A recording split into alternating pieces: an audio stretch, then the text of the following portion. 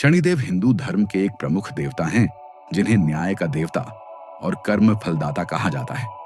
उनका संबंध नवग्रहों में से एक शनि ग्रह से है और वे भगवान सूर्य और देवी छाया संवर्णा के पुत्र हैं।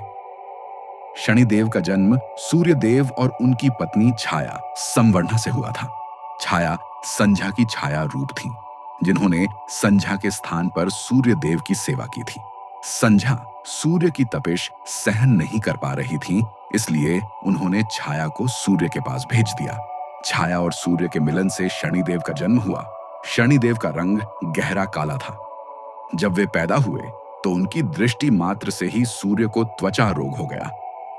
इस कारण सूर्य देव ने शनि को अस्वीकार किया और शनि को मां छाया ने तप और साधना में लगा दिया। शनिदेव ने भगवान शिव की कठोर तपस्या की और उनसे वरदान प्राप्त किया कि वे सभी प्राणियों को उनके कर्मों के अनुसार फल देंगे।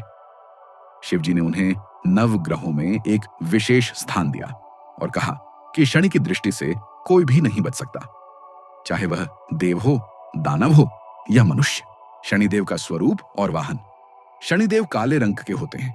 वे काले वस्त्र पहनते हैं। उनका वाहन कौवा या गिद्ध होता है। उनके हाथों में धनुष बाण, त्रिशूल या गदा होती है। वे नीले या काले रंग के घोड़े पर भी सवारी करते हैं। शनिदेव और हनुमान जी की कथा। जब रावण ने सभी नवग्रहों को बंदी बना लिया था, तब हनुमान जी ने लंका जाकर उन्हें मुक्त किया। उस समय शनिदेव हनुमान जी से बहुत प्रसन्न हुए और उन्हें वचन दिया कि जो भी व्यक्ति हनुमान जी की पूजा करेगा, उस पर मेरी कुदृष्टि नहीं पड़ेगी। इसलिए ऐसा माना जाता है कि शनिवार को हनुमान जी की पूजा करने से शनि की साढ़े साती और ढैया का प्रभाव कम होता है। साढ़े साती। जब शनि आपकी जन्म कुंडली के चंद्रमा से 12वें पहले और दूसरे स्थान में होते हैं तो यह 7.5 वर्षों की अवधि होती है। जब शनि चौथे या 8वें स्थान पर होते हैं तब यह 2.5 साल की अवधि होती है। इन कालों में व्यक्ति को कष्ट, आर्थिक हानि, मानसिक तनाव या पारिवारिक समस्याएं हो सकती हैं।